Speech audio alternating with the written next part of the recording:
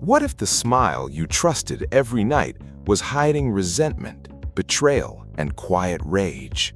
For decades, David Letterman ruled late-night television with effortless charm, turning The Late Show into sacred ground where Hollywood's biggest stars came to be human.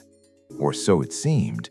Behind the desk, behind the laughter, there were moments that cut deeper than the audience ever knew. Guests who didn't just miss the joke, they crossed lines. They challenged his authority, drained his patience, and made him feel invisible on his own stage.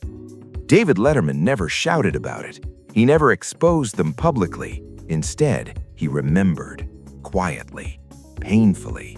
And years later, the truth surfaced. These weren't awkward interviews. These were scars. This is the story of the 9 Golden Age guests David Letterman secretly believed were truly evil and why their appearances changed him forever. Oprah Winfrey was the name that surprised everyone, the queen of daytime television, a cultural icon admired across the world.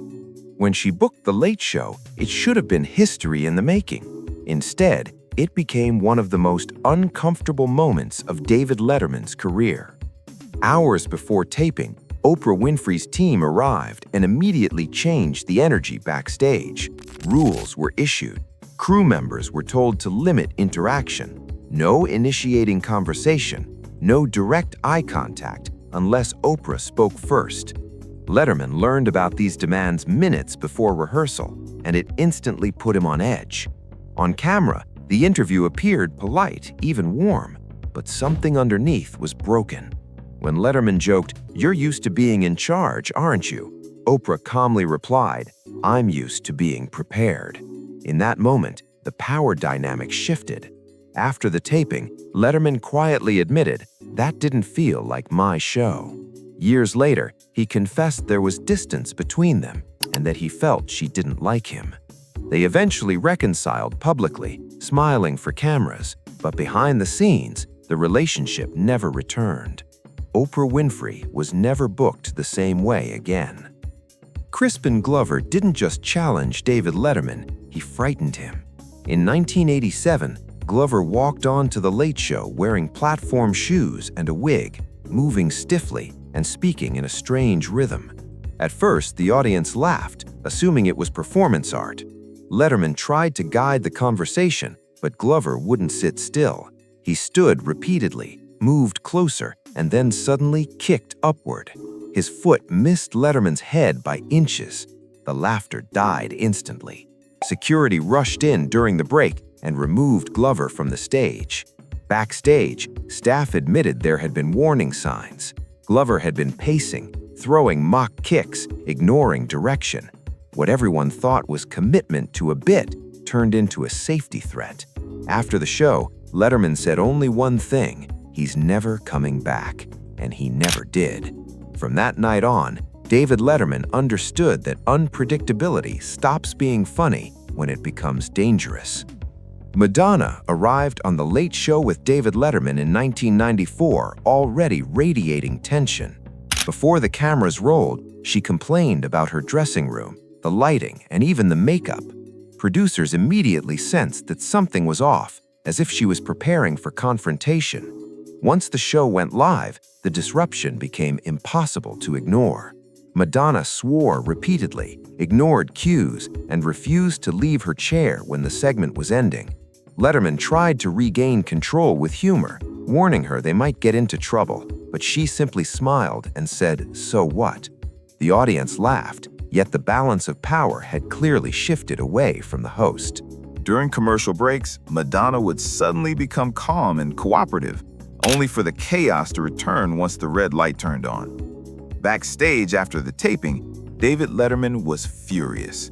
He believed that Madonna had used his show to manufacture controversy rather than engage in genuine conversation. Though they crossed paths again in later years, the tension never fully dissipated.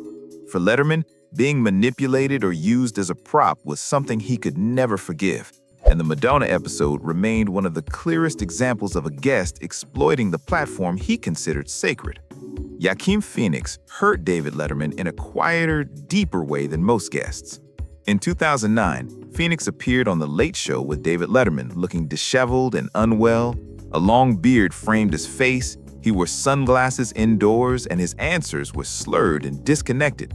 Instead of mocking him, Letterman softened. He leaned in, lowered his voice, and tried to help the interview survive, showing a rare side of empathy and patience. Backstage, Letterman believed Phoenix was genuinely struggling. Staff later revealed that he felt protective, even concerned for the actor's well-being. Months later, the truth emerged. The appearance had been staged as part of I'm Still Here, the mockumentary by Phoenix and Casey Affleck. Letterman had not been informed. The realization that his empathy had been used as a prop cut sharply. When Phoenix returned to apologize, saying, "I hope I didn't offend you," Letterman replied simply, "You did." Paris Hilton represented something that David Letterman despised more than open disrespect: a lack of honesty. Before her 2007 appearance on The Late Show with David Letterman, Hilton's team sent a detailed list of off-limits topics: promote the perfume, avoid the jail sentence, keep it light. Letterman read the list silently, but said nothing. When the cameras rolled, he ignored it entirely. He made jokes about Hilton's recent jail time, cutting through the carefully crafted image she had tried to maintain. Paris Hilton smiled tightly at first, but as the interview continued, she shut down completely. Her answers became clipped, her pauses grew longer, and the energy of the conversation faltered. When Letterman attempted to soften the moment, Hilton insisted she didn't want to discuss certain parts of her life. Backstage, David Letterman felt frustrated. He believed the talk show was a platform for honesty, and if someone wasn't willing to share, the time was wasted. Paris Hilton was never invited back. No feud, no reconciliation, just silence. David Letterman didn't become a legend by protecting egos or pretending every smile was sincere. His desk saw power struggles, manipulation, and moments that laughter couldn't cover up. Some guests tested his authority, some exploited his empathy. Others treated his stage like a weapon, not a privilege. And even after the lights went dark and the audience went home, those moments stayed with him. These weren't just uncomfortable interviews. They were hard lessons about respect, control, and the unseen cost of entertaining millions night after night. Now it's your turn.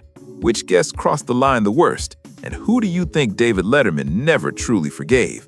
Drop your thoughts in the comments, hit like if this story surprised you, share it with another late-night fan, and subscribe for more hidden Hollywood truths.